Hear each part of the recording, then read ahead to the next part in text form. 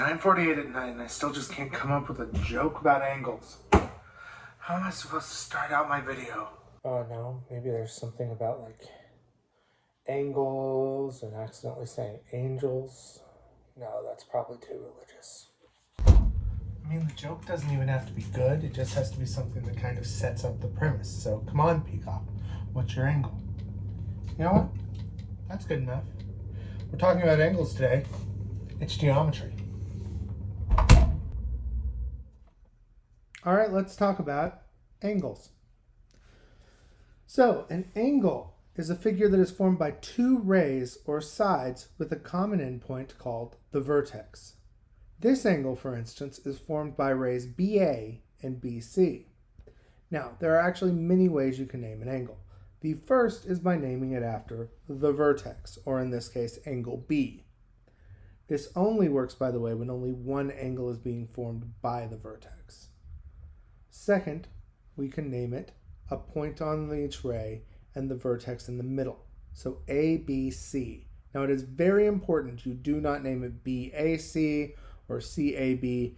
B has to be the middle letter. So you could name it CBA or you would have to name it ABC. And finally, we can name it a number, but this only works when there is a number already there. You cannot just suddenly add a number and say, this is angle 1. Please note, by the way, this number is not the same as the measure, which we're about to talk about. But before we do that, we need to talk about angles, and specifically this. The set of all points that are between the sides or inside the angle are what we call the interior of the angle. The exterior of the angle is the set of points that are outside of the angle, or, well, yeah, the exterior. All right, so now let's actually talk about measuring angles. So the measure of an angle is usually given in degrees. And since there are 360 degrees in a circle, each degree is 1/360th of the circle. So when we measure an angle, we use a protractor. Now in this case, if we look at where the angle actually is, we can see that this angle is 56 degrees. So now that we've talked about how to measure angles with a protractor, let's establish what type of different angles there are. For instance, this one right here is an angle that is acute. It's such a cute little angle. It's so adorable. It measures greater than 0, but less than 90 degrees. That's because once an angle actually measures 90 degrees, we call it a right angle. That is an angle that measures exactly 90 degrees. If it's over 90 but less than 180, we start to call it obtuse. These measure greater than 90 but less than 180 degrees. When it reaches exactly 180 degrees and becomes a line, we end up calling it a straight angle. If the angle is more than 180 degrees, we call it a reflex angle, and it ends up being just the 360 minus whatever the degree of the interior angle would be. All right, so now let's talk about congruent angles. So you might remember from congruent figures and congruent sides that congruent means equal measures. So that's the same with angles. It's angles whose measures are equal. And you might remember that we had the tick marks when we talked about congruent sides. Well, in this case, we have what are called arc marks that we use to show that two angles are congruent. Now, what if they're not congruent? There's also the option of complementary angles. Complementary angles are two angles whose measures have a sum of 90 degrees, like these right here. Then we have supplementary angles. Supplementary angles are two angles whose measures have a sum of 180 degrees. So complementary is 90 and supplementary is 180. All right, then we have adjacent angles. Adjacent, if you think about it, if I say like, oh, those two buildings are adjacent to each other, that means that they're next to each other. Adjacent angles are the same things.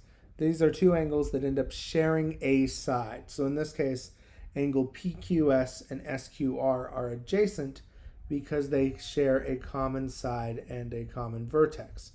But PQS and PQR are not adjacent because while they share the side of QP, they do not share, they also share points. And so in this case, PQS would be a part of PQR. Next, we have the angle addition postulate. You might remember the segment addition postulate. This is basically the same thing. If S is in the interior of PQR, then PQS plus SQR equals PQR. Now, that is a really annoying way to basically say the two small angles add up to be the whole thing. So let's look at an example here. So an example would be if I told you that angle PQS was 36 degrees and SQR was 27. So to find out the whole thing, we would add 36 plus 27 and get the PQR was 63 degrees.